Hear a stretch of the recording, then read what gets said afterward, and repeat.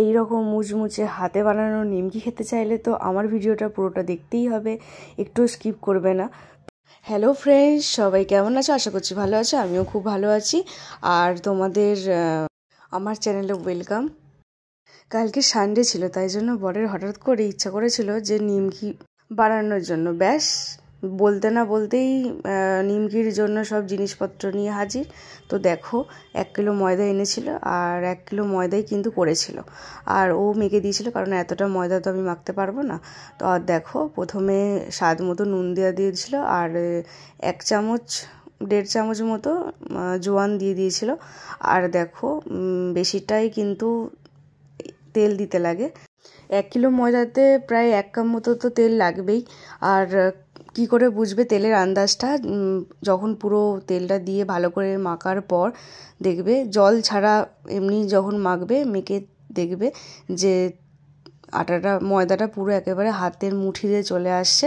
মানে হাতের মধ্যে নিলে দেখবে পুরো একেবারে হাতের মুঠিতে ভালো করে চলে আসছে, তাহলে বুঝতে পারবে যে হ্যাঁ তেলটা ঠিকঠাক হয়েছে।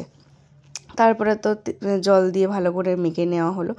তো মেখে নেওয়ার পর ময়দার গুচিগুলো দেখো একটু বড় বড়ই কাটা হয়েছে, আর রুটির গুচি যেমন হয় ওর থেকে 2 ডবল বড় হবে গুচিগুলো।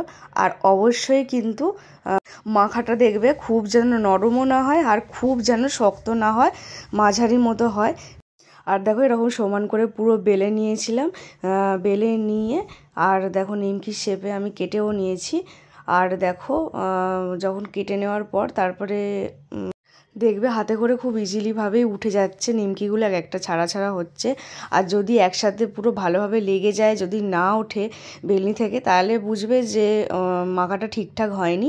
তারপরে দেখো কিছুটা নিমকির শেপে কেটে নিয়েছিলাম, আর কিছুটা দেখো এই রকম চ্যাপটা করে শেপ করে কেটে নিয়েছিলাম। এগুলোও কিন্তু খেতে খুব ভালো ছিল, একই রকম কিন্তু শেপটা আলাদা করা হয়েছিল। আর এটা যেহেতু গোল গোল করে করা হয়েছিল, আর এর মধ্যে দেখো ছুরির সামনের মুখটা দিয়ে একটুখানি ফুটো ফুটো করে দেওয়া হয়েছে, এতে করে ভালো করে এটা ফোলে আর সুন্দর হয়। আর দেখো এগুলো কিন্তু খুব ভালো ফুলেছিল, আর পুরো একেবারে বিস্কুটের মতো খাস্তা খেতে হয়েছিল।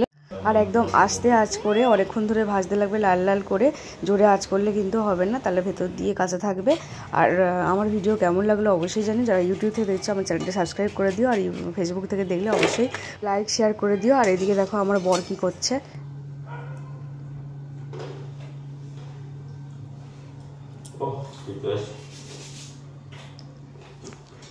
কি করছো তুমি? নিজেই খাচ্ছ, আবার নিজেই আবার বলছো এত সুন্দর টেস্ট। হ্যাঁ ভালো তো হয়েছেই, সেটা আবার বলতে লাগে? তুমি যেটাই করো সেটাই সুন্দর লাগে, পুরো দোকানের থেকেও বেশি ভালো হয়েছে। আমার ভিডিও কেমন লাগলো অবশ্যই জানিও, আর যারা করোনি একবার ট্রাই করে জানিও।